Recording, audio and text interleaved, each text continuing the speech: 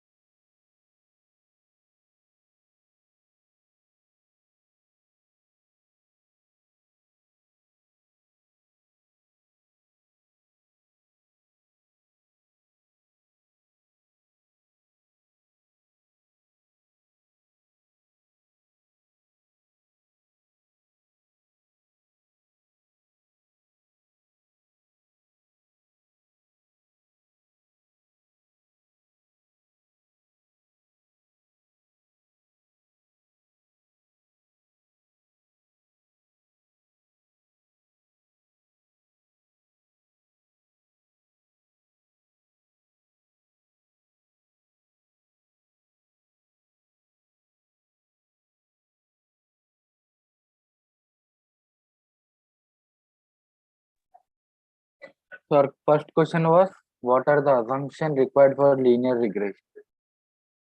So there are several assumptions required for the linear regression.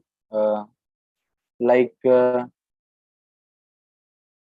data which is sampled from population used to train the model should be representative of the population. And second one is like the relationship between independent variable and the mean of dependent variable is a linear. The variance of the residuals is going to be same for any value of an independent variable. It is also represented as x.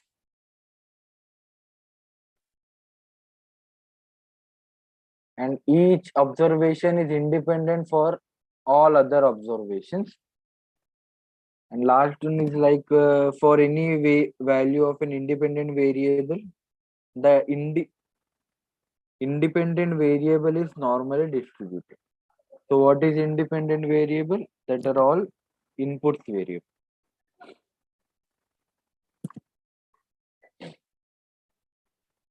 So let us go with the next question. What happens when some of the assumptions required for linear regression are violated?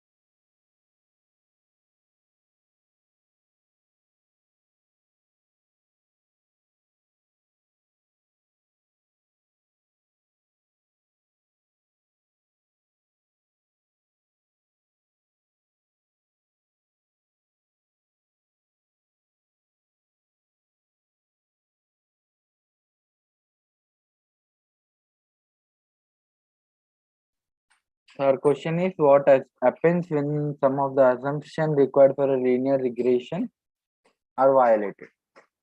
This assumption may be violated lightly, that is, some minor violations, or strongly, that is, the majority of the data has been violated.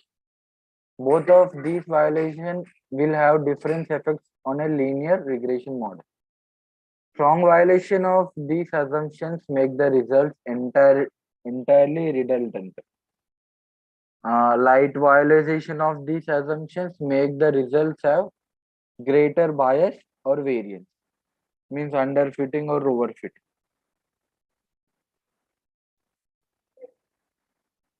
So next is, what is logistic regression?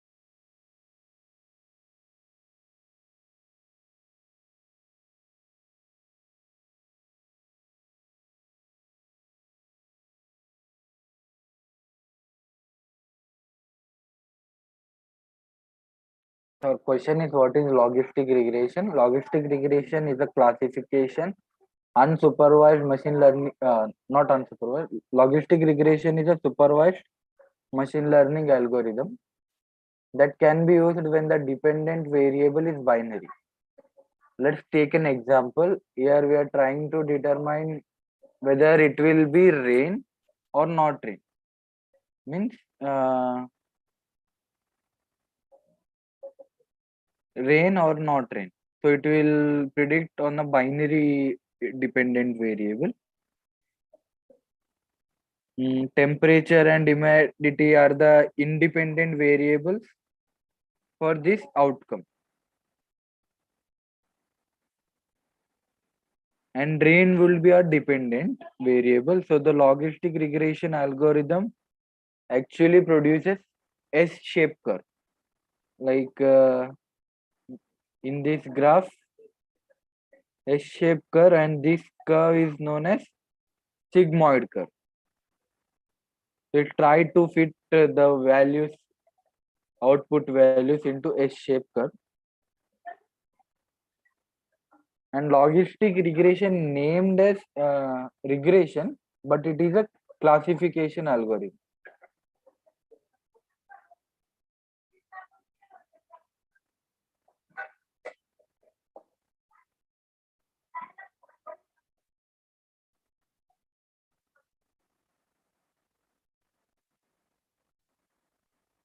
So next is why logistic regression is popular.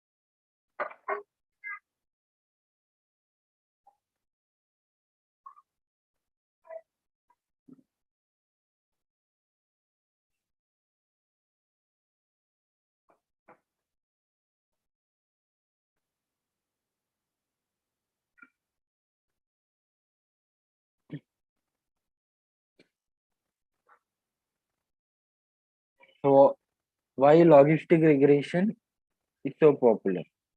Logistic regression is a simple and more efficient method for binary and linear classification problem.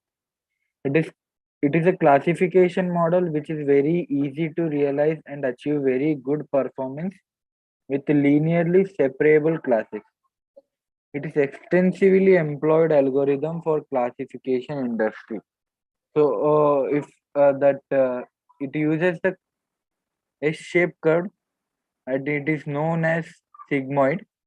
So it gives the probabilities value from range from 0 to 1. So we have to make one threshold value which is like 0 0.5. So equal to or less than 0 0.5 is considered as 0.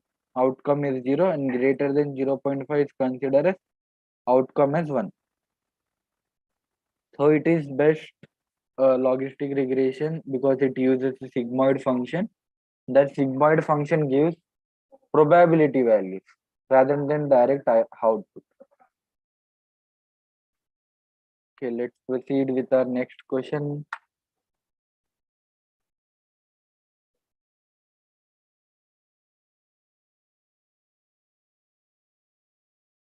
What is decision tree?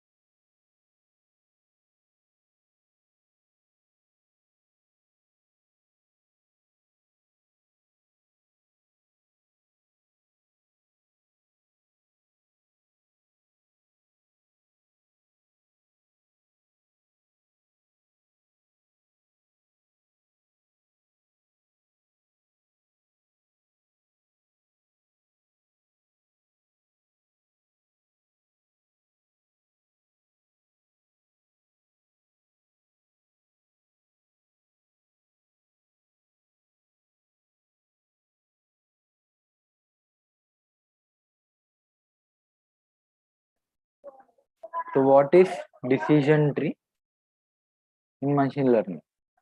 So decision tree is a supervised learning algorithm that is used for both classification and regression. And in this case, the independent variable can be both numerical or a categorical value, like discrete or continuous. So here each node denotes the test on an attribute and each edge denotes the outcome of an attribute. And each leaf node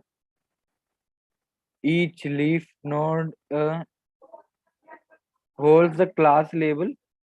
So in this case, we have a series of test conditions which give the final decision according to the condition. So it follows patterns. If I get one, if the outcome is one, so it follows this pattern, and next it chooses the one variable, and then on that variable, if that variable has a two different classes, so it gives the two different actions. So if it is follow first action, So it will follow to that branch. So that's how it gives the decision. Tree, a kind of tree-like structure. So these are all the roots.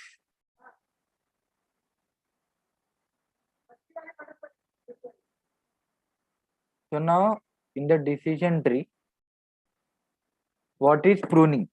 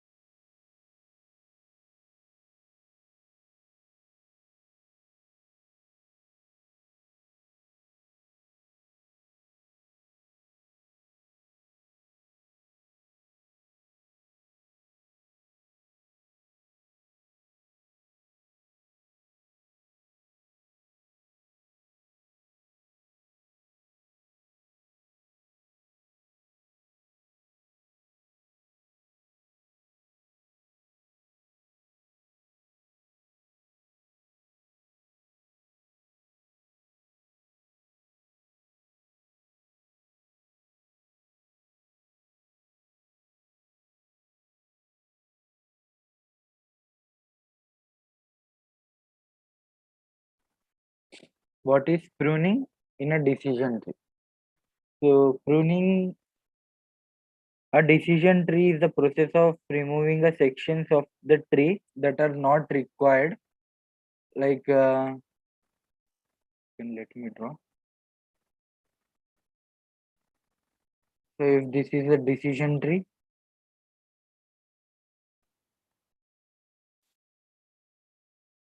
so if this family is not required because directly after this node it is giving me an output, but still this family is not required. So by removing that things which is not required is known as pruning the decision tree.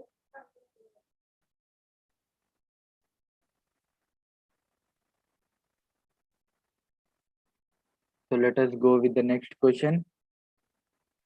What is entropy in decision?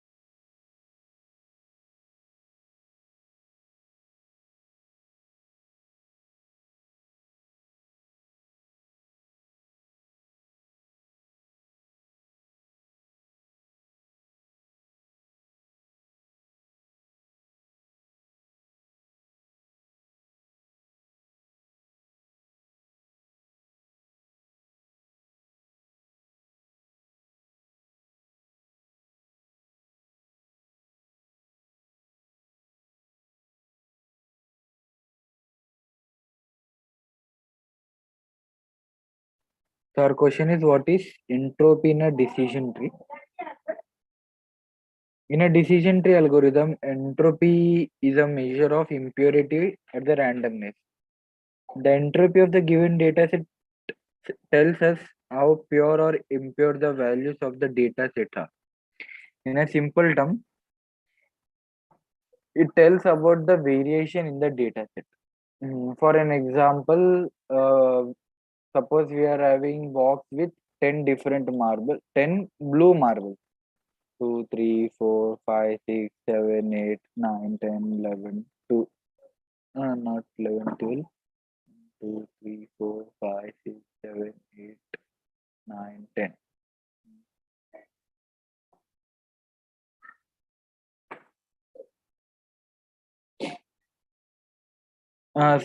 So suppose we are given the box with the 10 blue marbles. Then the entropy of the box is 0 because there is no variation in the data. Mm, and because the marble has the same color, blue color. So if we need to draw marble from the box, the probability of it being being blue is 1.0. However, if we replace these 4 marbles with red marbles,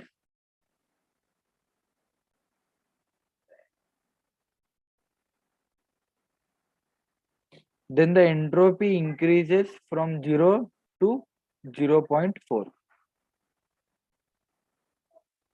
So it actually tells about the variation in the data.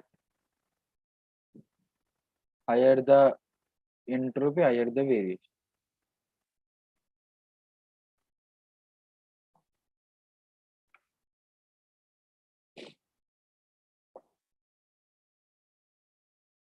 Next is, what is ensemble learning?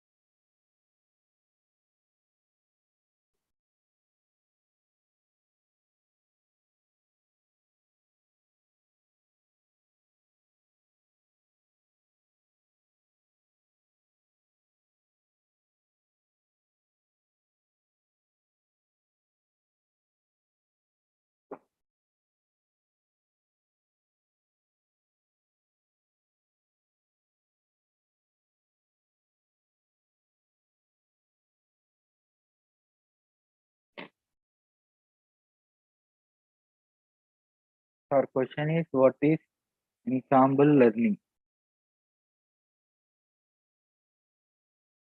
When we are building models using data science and machine learning, our goal is to get the model that can understand the underlying trends in the training data and can make predictions or classification with high level of accuracy. However, sometimes some data sets are very complex and it's difficult for one model to be able to grasp the underlying trends in this data set.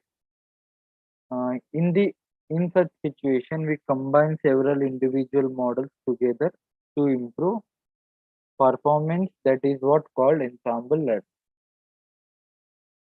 And examples of ensemble learning is bagging, twisting, stacking. So mostly it is used when the data is imbalanced. So let us go with another question. What is dimensionality reduction?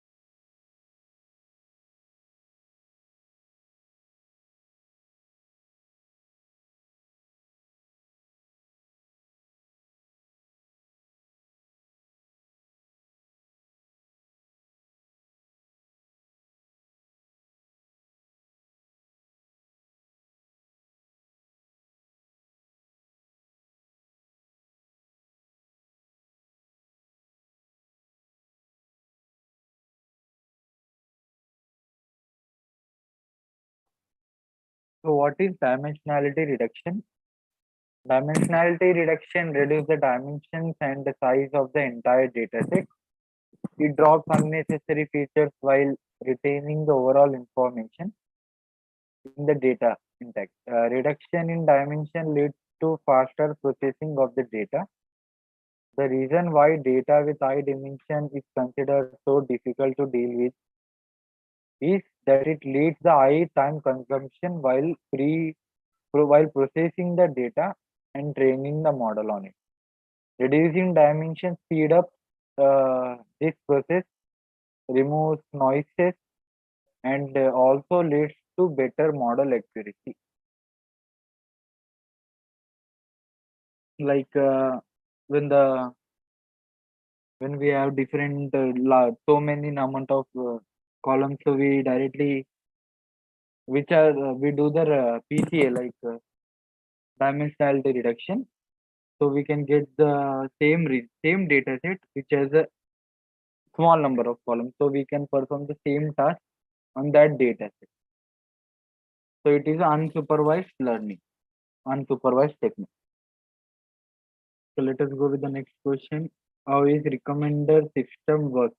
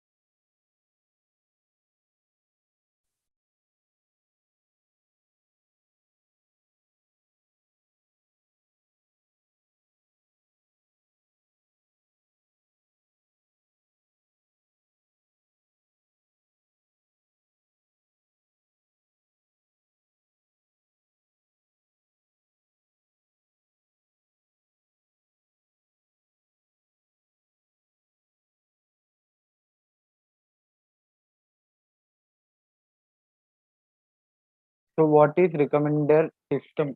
What is recommendation system or how recommender system works? A recommender system is a system that many consumers facing content driven approach online platform employ to generate recommendation for users from library of available content. These systems generate recommendation based on what they know about the user's taste from these activities on the platform. For example, imagine that we have movie streaming platform similar to Netflix or Amazon Prime. If the user has previously watched and liked movies from the action and horror genre, then it means that the user like watching the movies of this genre. In that case, it would be better to recommend such movies to this particular user. This recommendation can also be generated based on what users with the similar tastes like watching.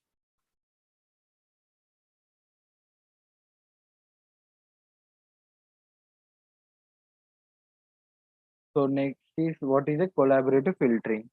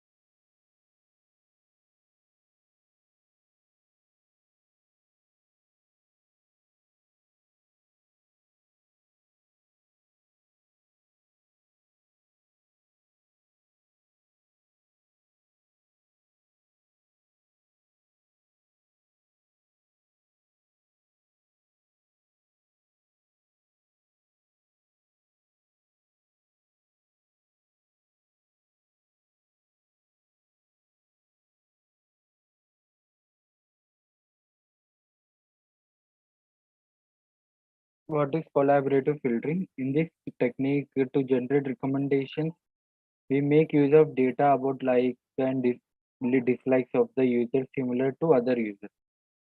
This similarity is estimated based on several varying factors such as age, gender, locality, etc.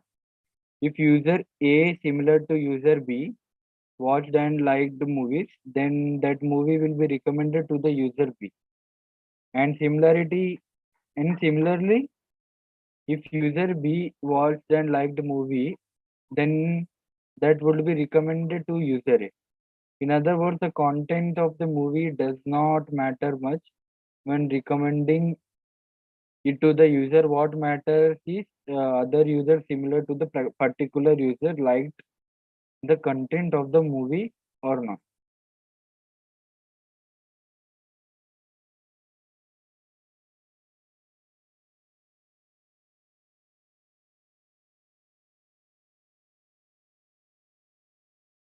Next question is, what is content based collaborative filtering?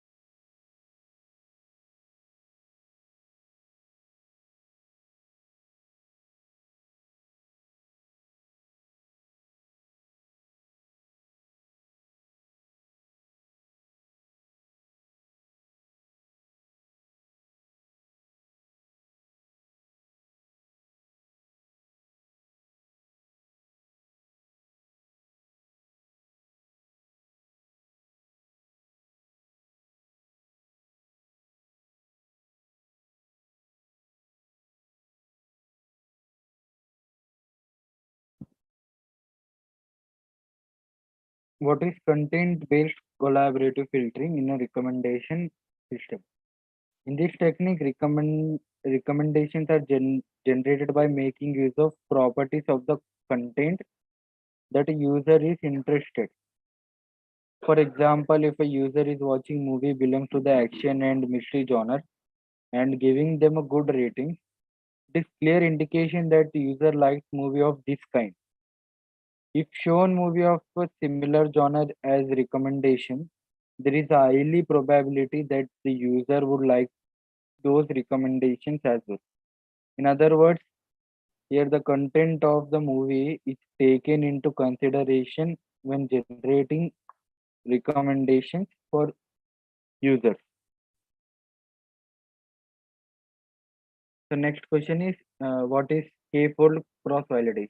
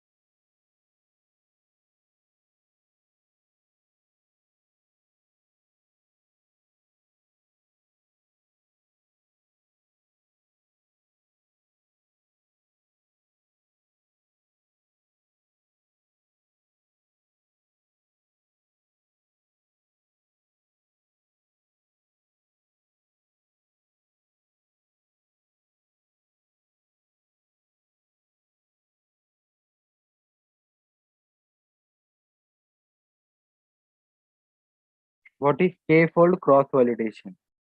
In a K-fold cross-validation, we divide the dataset into K equal parts.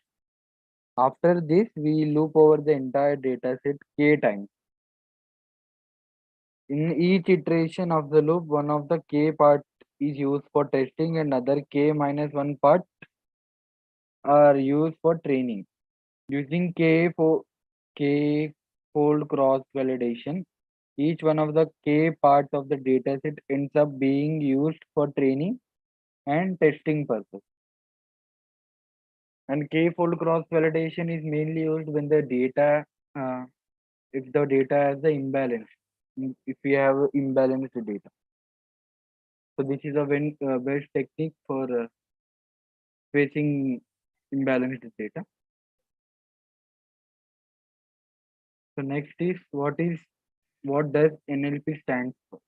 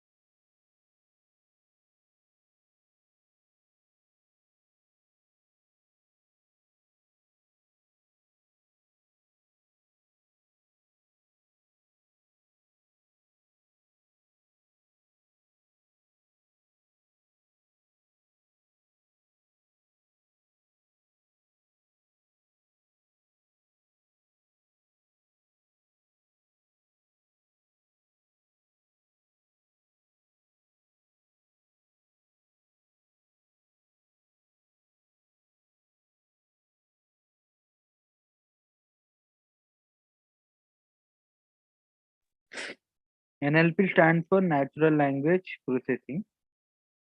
It is a study of programming computers to learn large amount of textual data. Examples of NLP include tokenization, stop words removal, stemming, sentimental analysis, summary of the data. What are the other examples?